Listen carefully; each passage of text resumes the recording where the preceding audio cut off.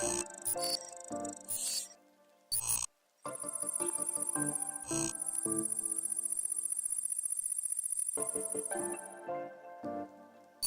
guys, this is Richard from Aficionado Channel and Leafs.com. Today we have a very special guest in Aficionado Land. We have Austin here visiting Miami. How are you doing, man? I'm doing well. Thank you for having me, Richard. I am so excited to have you here and sitting right next to me and giving some insight.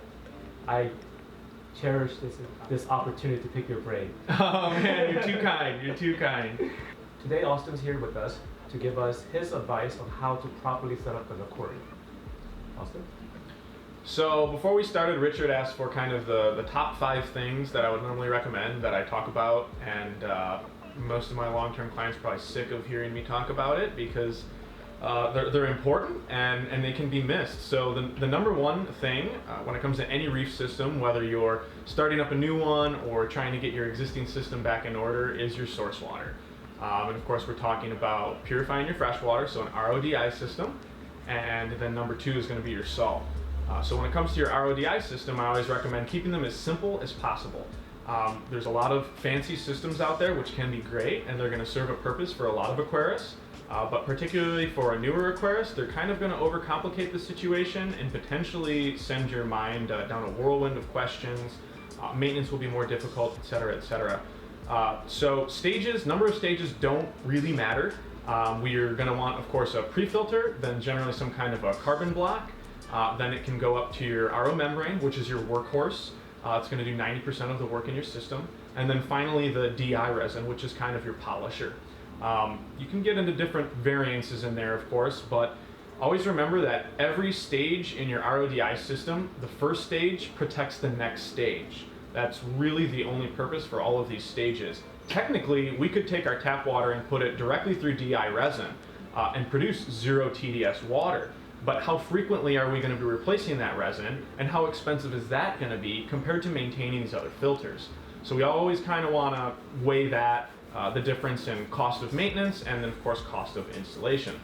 Once we have your RODI figured out and we're producing 0 TDS water, remember that's very important. As soon as it hits 1, we should be changing filters, probably your DI, because TDS is just total dissolved solids.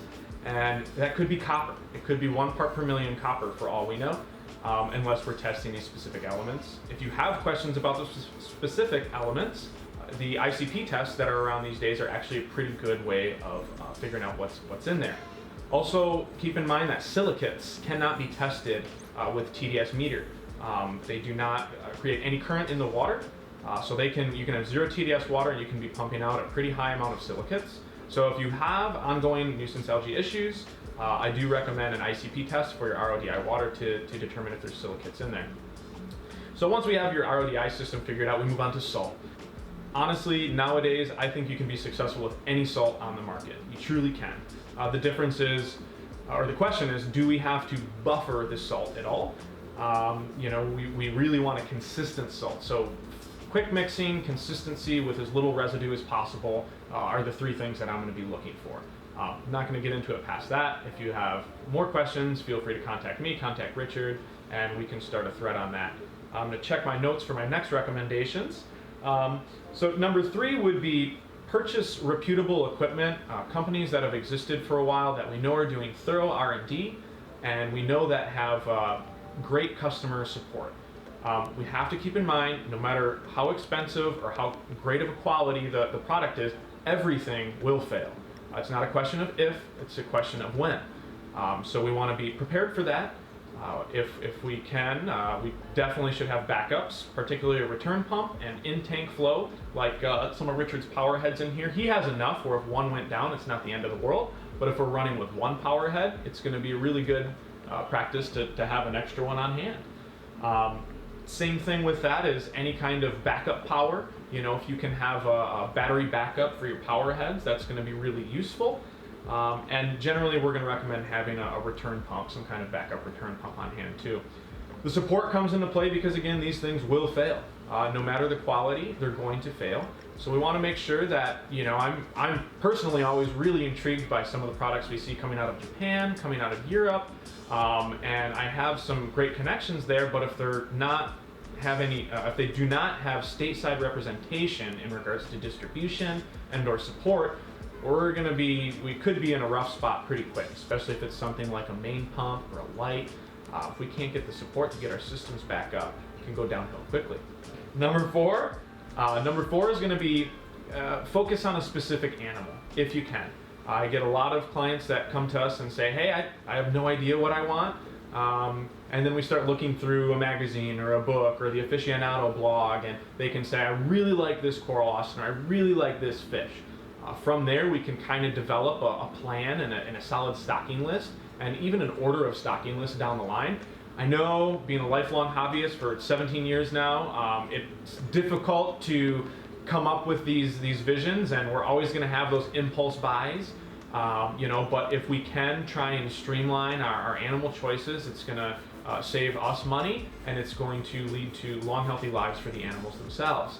I always like to start with some kind of focus, even something as simple as soft coral reef versus hard coral reef. We can do a lot with what we need out of there in regards to lighting, dosing, flow. As you know, most of you guys will know that's going to change depending on the kind of reef we want to grow.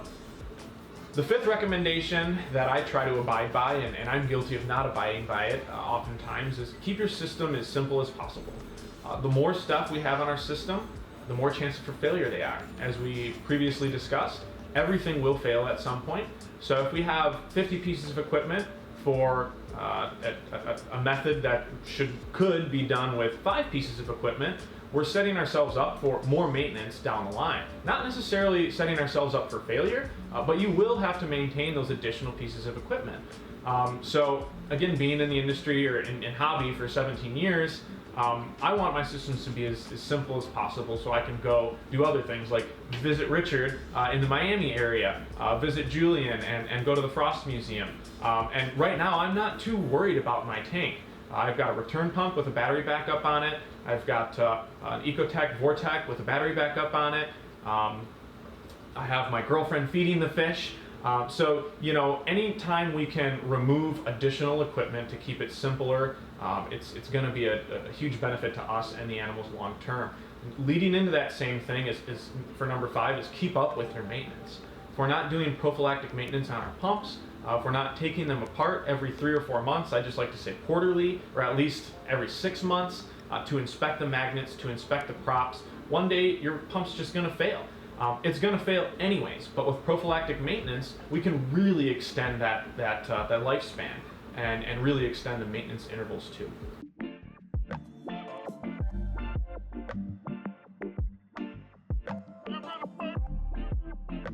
Richard, are you keeping up with your maintenance? Somewhat. Somewhat? All right. At least he's honest. Well, I have to admit that I'm not I do it when I can and when I remember. This may not be the quarter, but I should do it a little bit more often. But I do notice a dramatic difference in equipment performance as soon as I do it. For example, PowerRes, you notice it right away. More flow, more.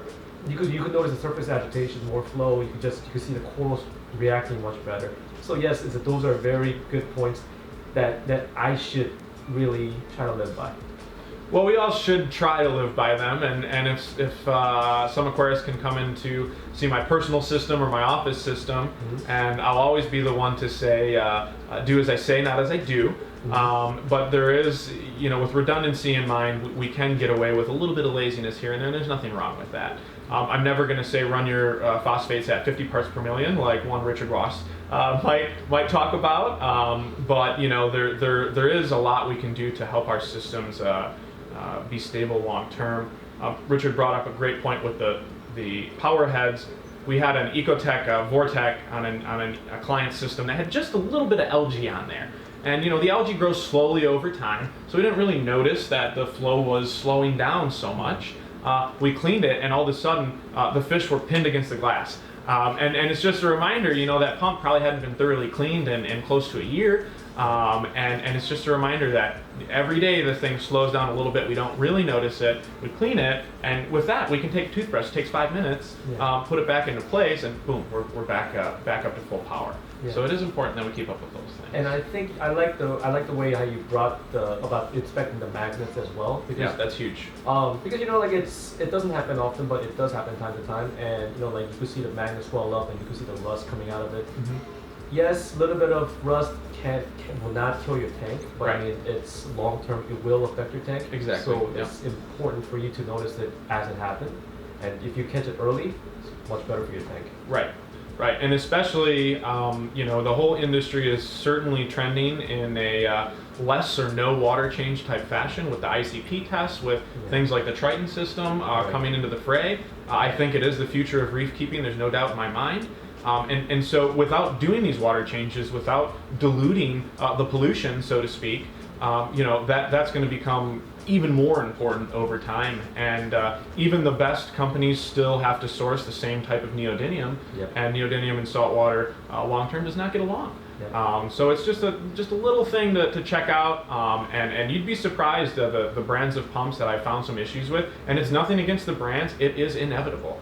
So we just want to keep an eye on it. Oh yeah, I have seen it like in so many different brands. I mean, it happens to everybody. Like I think like Austin was on point when he said, it's not like if, it's just when. It's when, it will yeah. happen. Yeah. So you you checking it proactively, it will reduce that dramatically, and it will help you catch it much faster when it happens. I have to say, Richard's tank is fantastic. You never know when you're going to see something in person compared to just in videos and so forth. I'm a huge fish geek, particularly angels, butterflies, and generally things you shouldn't keep with coral. And Richard's tank is chock full of them, and it's awesome. And you have some corals in there that I probably wouldn't even try with some of these fish. So kudos to you, sir, Thank you, sir. for going the extra mile and getting that done. But, and on a personal note, I want to thank you, Richard, for sharing all of this with hobbyists around the world.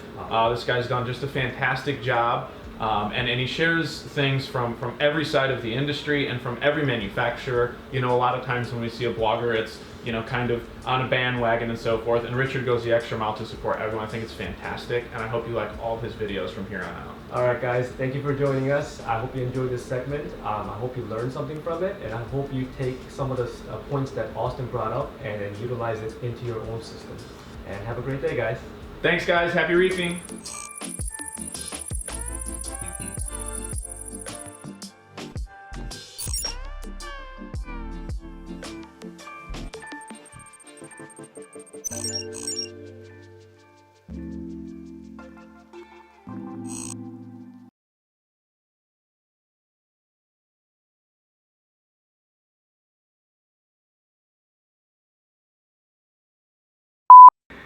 So today, Austin's here.